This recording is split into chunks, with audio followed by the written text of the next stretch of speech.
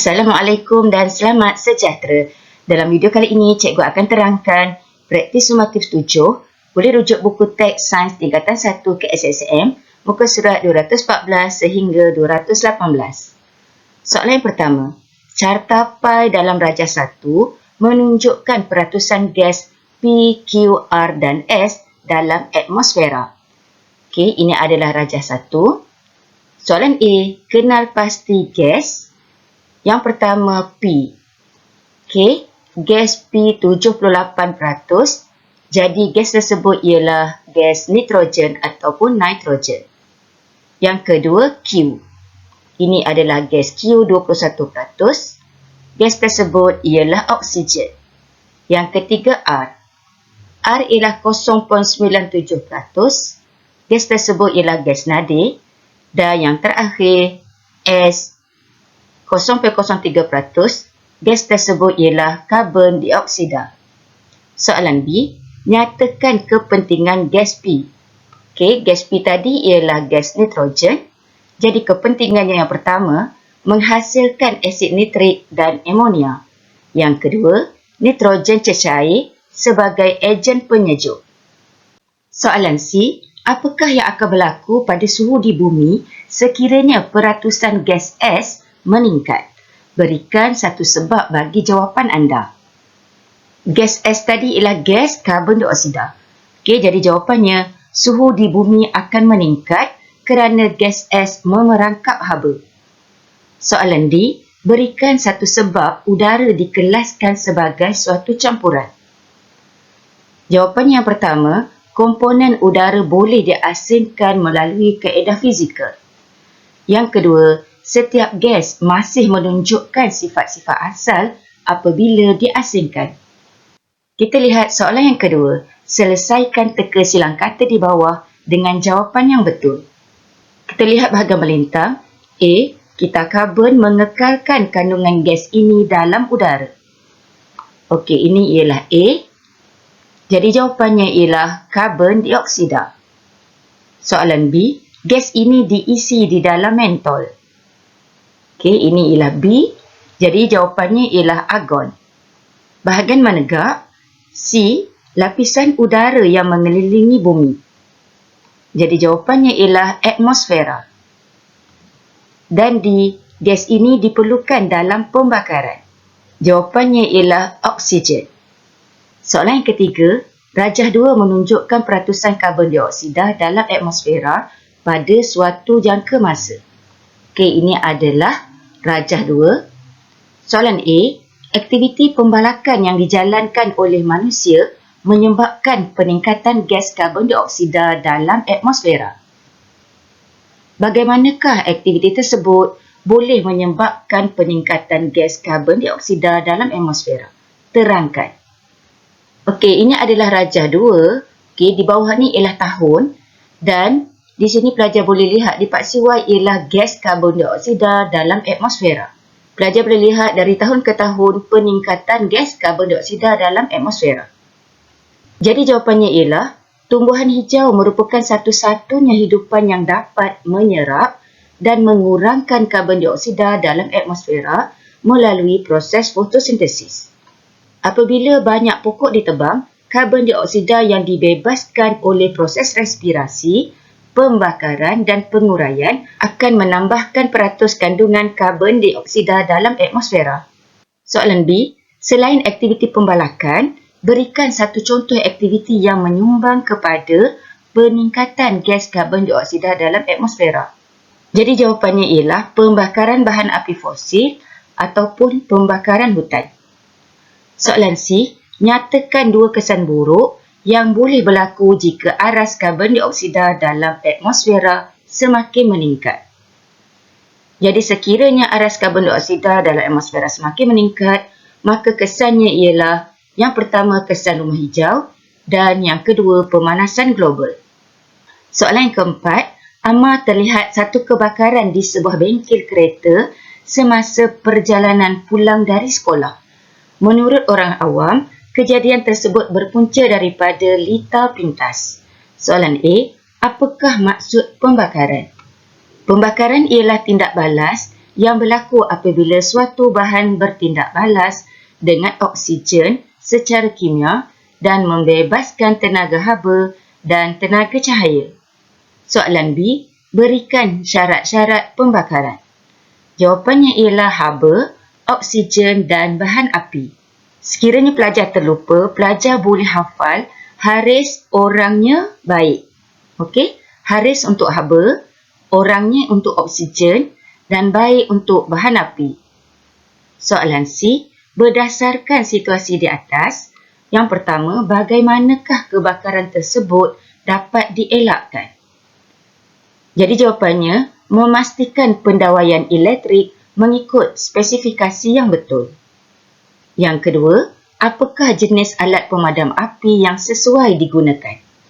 Jawapannya ialah menggunakan alat pemadam api jenis serbuk kering. Soalan D, nyatakan 3 langkah keselamatan yang patut diamalkan oleh pemilik bengkel tersebut untuk mengelakkan kebakaran. Jadi terdapat 3 langkah di sini, iaitu pertama, memasang alat pengesat asap dan penggera kebakaran di bengkel. Yang kedua, tidak meletakkan terlalu banyak beban pada satu sumber elektrik. Dan yang ketiga, sentiasa peka terhadap barangan elektrik yang digunakan. Soalan yang kelima, rajah 3 menunjukkan suatu situasi yang berlaku di Kuala Lumpur. Okey, ini adalah rajah 3. Pelajar boleh lihat ya, orang ini memakai mask. Dan di sekitar ni nampak kawasan ni sedikit kabur. Jadi soalan A, apakah masalah alam sekitar yang ditunjukkan dalam rajah 3? Jawapannya ialah jerebu. B, nyatakan 2 kesan masalah yang anda nyatakan di 5A terhadap kesihatan manusia. Jerebu boleh menyebabkan kesesakan nafas dan juga batuk. Soalan C, kadar kemalangan jalan raya meningkat semasa situasi ini berlaku. Mengapa? Jawapannya, jarak penglihatan menjadi terhad. Jadi apabila jarak penglihatan menjadi terhad, kadar kemalangan jalan raya akan meningkat. Seterusnya soalan yang ke-6, kandungan oksigen di dalam gua kebiasaannya semakin rendah apabila kita semakin jauh berjalan ke dalam gua. Okey, rajah 4 menunjukkan ada 2 orang yang sedang berada di dalam gua. Soalan A, senaraikan beberapa sebab kandungan oksigen semakin rendah di dalam gua. Jawapannya ialah disebabkan proses semula jadi seperti perebutan organisma di dalam gua seperti kelawar yang telah mati dan pernafasan kelawar dan haiwan-haiwan lain di dalam gua. Proses ini mengurangkan kandungan oksigen di dalam gua.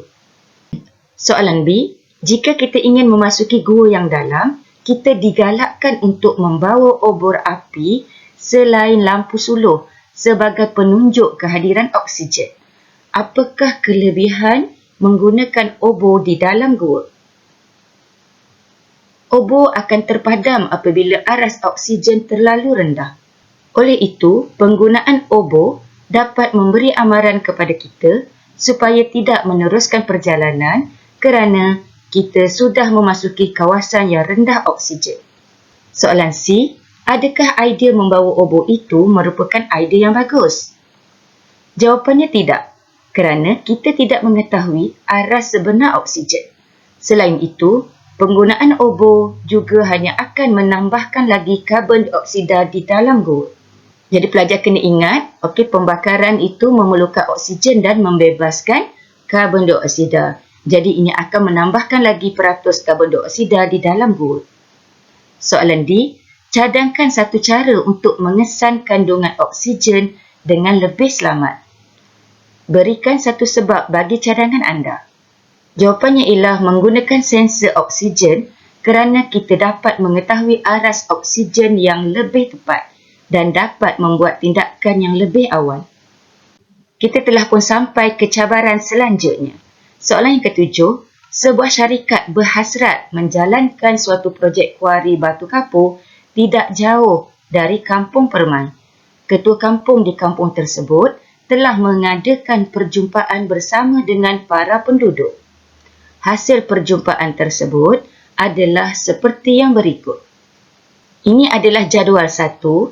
Peratusan penduduk yang menyokong projek kuari ialah 20%. Manakala, peratusan penduduk yang membantah projek kuari ialah 80%. Soalan A, pada andaian anda, mengapakah majoriti penduduk Kampung Permai membantah projek kuari tersebut? Berikan pendapat anda. Penduduk kampung bimbang tentang kesihatan mereka. Projek kuari boleh menyebabkan pencemaran udara. Soalan B, penduduk yang menyokong projek kuari mempunyai satu sebab yang sama, iaitu mereka akan mendapat satu kelebihan. Pada andaian anda, apakah kelebihan itu? Jawapannya ialah mendapat sumbangan kewangan daripada syarikat pemaju ataupun mendapat peluang pekerjaan. Soalan C, Ketua Kampung telah memutuskan untuk membantah projek kuari tersebut selepas mengadakan perjumpaan. Wajarkah tindakan Ketua Kampung itu? Jawapannya ialah wajar kerana projek tersebut boleh menyebabkan gangguan kesihatan kepada penduduk kampung. Soalan yang ke-8, andaikan anda seorang saintis. Jumlah cahaya matahari yang diterima di kawasan Asia Tenggara telah berkurang disebabkan oleh debu yang terhasil daripada bencana alam seperti letusan gunung berapi dan aktiviti pembangunan yang dijalankan oleh manusia. Kesannya, banyak tanaman yang diusahakan oleh para petani menjadi tidak subur dan mati. Bagaimanakah perkara ini boleh terjadi? Cadangkan langkah-langkah yang dapat dilakukan oleh para petani. Tumbuhan hijau memerlukan tenaga cahaya untuk menjalankan fotosintesis. Jika keamatan cahaya matahari rendah, maka kadar fotosintesis juga menjadi rendah. Oleh itu, pokok-pokok perlu bersaing untuk mendapatkan cahaya matahari yang terhad. Pokok-pokok yang tidak mendapat cahaya matahari yang mencukupi menjadi tidak subur dan akhirnya mati. Terdapat alternatif lain yang boleh dilakukan oleh para petani untuk menggantikan cahaya matahari, iaitu dengan menggunakan tenaga cahaya dari lampu dengan keamatan cahaya yang sesuai. Cikgu harap semua pelajar telah memfaham praktis sumatif 7. Teruskan belajar.